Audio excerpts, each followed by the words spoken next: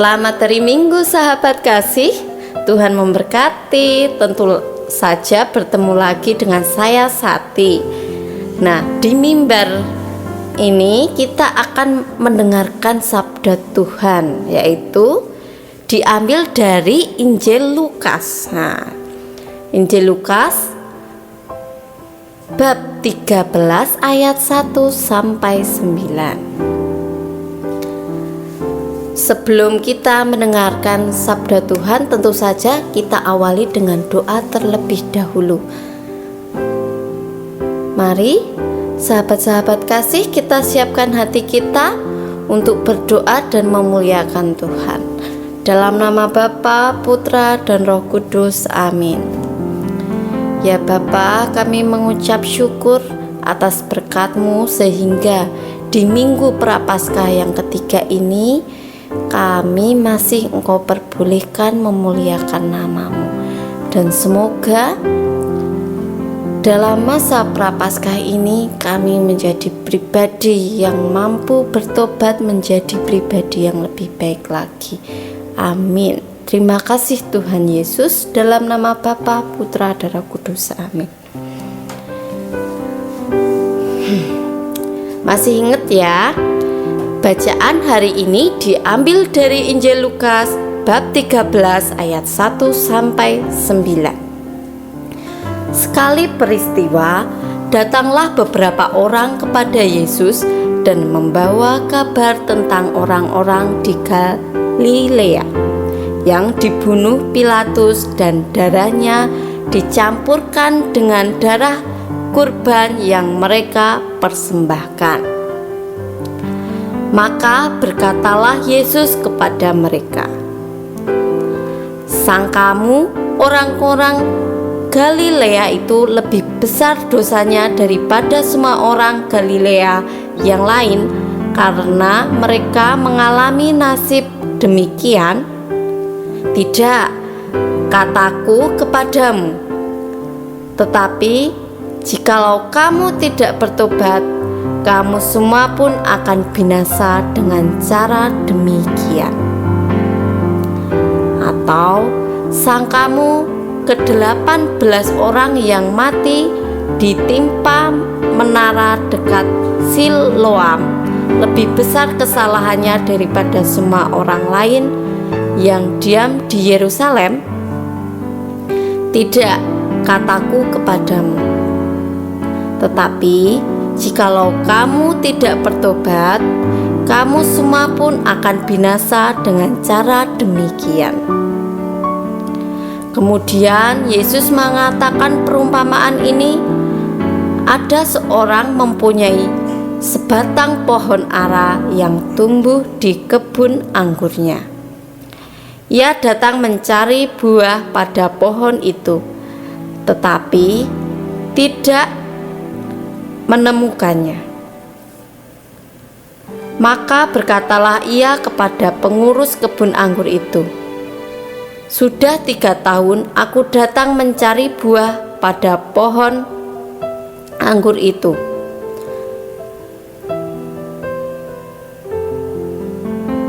namun tidak pernah menemukannya. Sebab itu tebanglah pohon ini. Untuk apa pohon ini hidup di tanah ini?" Dengan percuma pengurus kebun itu menjawab, "Tuan, biarkanlah dia tumbuh selama setahun ini lagi. Aku akan menyangkul tanah sekelilingnya dan memberi pupuk kepadanya. Mungkin tahun depan akan berbuah. Jika tidak, tebanglah." Nah, sahabat-sahabat kasih, tentu saja semuanya sudah pernah mendengarkan bacaan Injil ini. Sangat menyentuh sekali ya. Dimana di sini ibarat kata orang yang tidak mau bertobat itu diibaratkan seperti buah anggur yang tidak bisa berbuah. Tadi dikatakan oleh si pemilik kebunnya bahwa jika tidak berbuah ya tebang saja gitu. Lalu pengurusnya ini kan merayu istilahnya, "Tuan, jangan tebang dulu dong, ulur sedikit lagi, paling tidak 1 tahun lah. Coba nanti di pinggir-pinggirnya tak cangkuli." Mungkin nek bahasanya sekarang, nanti tak kasih pupuk, tak kasih emes, tak kasih pupuk urea, biar nanti bisa tumbuh gitu kan. Nah, itu harapannya sih buruh kebun. Nah, lalu dikatakan oleh pemilik kebun anggur tadi bahwa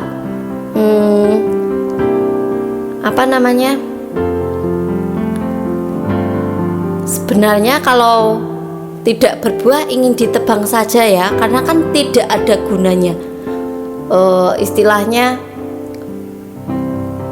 tuannya itu sudah datang berkali-kali ingin mencari anggur tapi tidak mendapatkan. Terus pikirannya tuannya tuh, kalau tidak berbuah buat apa dipertahankan, mending ditebang. Nah, begitu pula dengan si buruh ini, tentu saja eman-eman kalau ditebang, sampai merayu-rayu tuannya supaya tidak ditebang pohonnya. Nah, meminta kesempatan sekali lagi. Kalau misalnya tidak berbuah, dikatakan silahkan tebang saja gitu kan. Gitu. Begitu pula dengan kita sebagai manusia. Kita seringkali ini ya, berbuat dosa atau berbuat kesalahan, dan kita juga tidak menyadari bahwa suatu saat kita ini juga akan ditebang atau akan binasa. Nah, mumpung ini masa prapaskah dengan momen yang mengena ya, jadi kesempatan kita untuk memperbaiki atau bertobat menjadi lebih baik lagi sebelum saya dan Anda ditebang oleh Tuhan gitu. Nah, saya kadang sering bingung dalam menjalani kehidupan ini. Kadang saya sering berbuat salah, berbuat dosa, terus ketika saya berdoa, "Tuhan, ampunilah dosa saya, berikanlah saya kesempatan sekali lagi untuk memperbaiki hidup saya." Seringkali seperti itu juga. Nah, tapi kelemahan dari manusia itu berulang-ulang melakukan dosa. Nah, dari situ kalau berulang-ulang melakukan dosa yang sama, berarti kan tobatnya tidak sungguh-sungguh. Nah, orang yang tidak bertobat sungguh-sungguh atau mengulang dosa yang sama, berarti kan ibarat kata suatu pohon yang tidak berbuah, tidak ada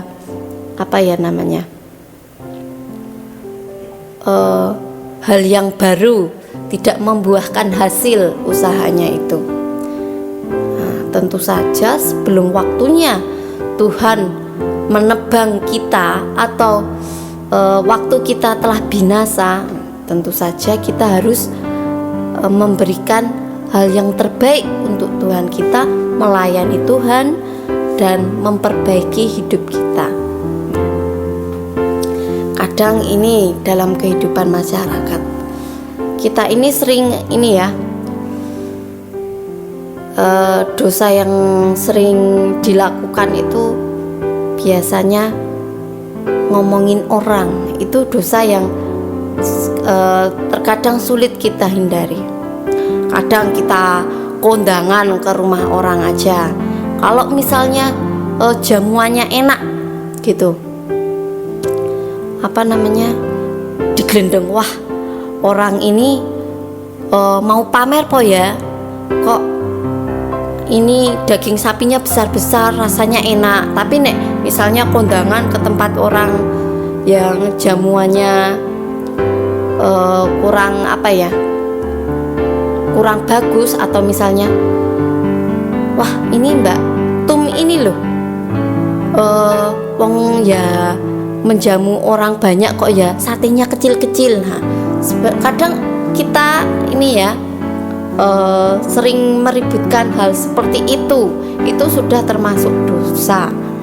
Nah, mari sama-sama kita berusaha untuk tidak mengurusi orang lain, tidak mengurusi dosa orang lain. Belum tentu dosa kita itu lebih sedikit dari orang tersebut yang kita omongin tersebut. Nah, kok daripada kita menghabiskan waktu untuk ngomongin orang lain, lebih baik kan merefleksikan diri sendiri. Kira-kira hari ini saya berbuat apa ya, berbuat dosa apa, kira-kira yang perlu diperbaiki apa, seperti itu. Kadang sebagai manusia biasa tentu saja tidak mudah, tapi itulah kita mengikut Tuhan Yesus itu memanglah tidak mudah. Harus mau menderita, mau ngampet ngomong ke orang,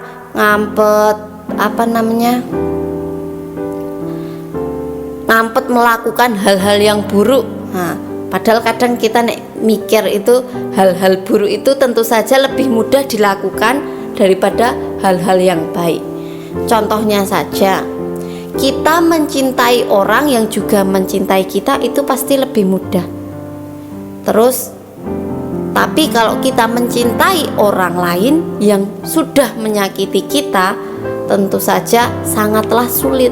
Padahal Tuhan Yesus sendiri mengajarkan kita untuk mengampuni, ya, sebanyak 70 kali. 70 kali itu artinya berulang kali. 70 kali 7 kali bablas. Jadi sampai banyak kita harus mengampuni orang itu sebanyak-banyaknya, tidak ada batasnya gitu. Nah, jadi di sini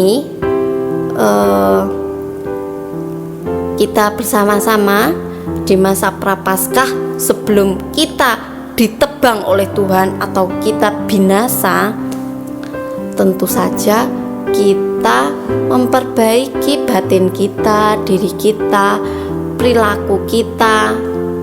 Tapi bukan semata-mata karena masa Prapaskah terus kita bertobatnya cuma pas masa Prapaskah saja, tapi setelah masa Prapaskah juga tetap gitu. Nah, kadang tuh ya jujur saya sendiri sebagai manusia biasa sering tidak luput dari segala dosa-dosa. Makanya saya itu sering belajar dari orang-orang yang lebih imannya lebih kuat dari saya itu tentu saja. Terus pas lagi hari Minggu itu saya itu kadang juga suka merefleksikan dari khotbahnya Romo itu bagaimana, kayak gitu.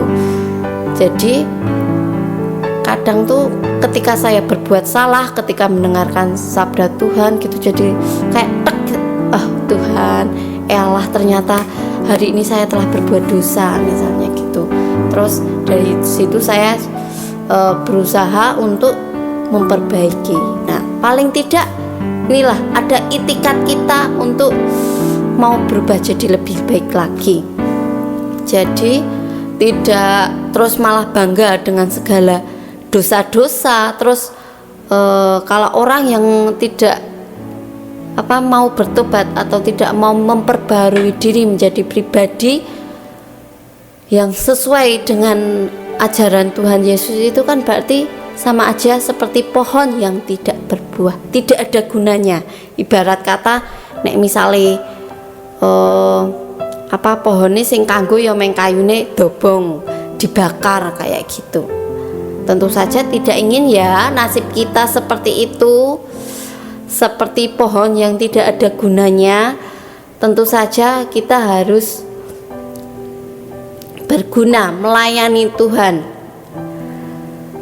Jadi demikian saja sahabat kasih renungan pada hari ini. Mohon maaf bila dalam pertemuan minggu ini ada salah kata dari saya. Nek, tentu saja sahabat kasih ambil yang baik-baiknya saja ya.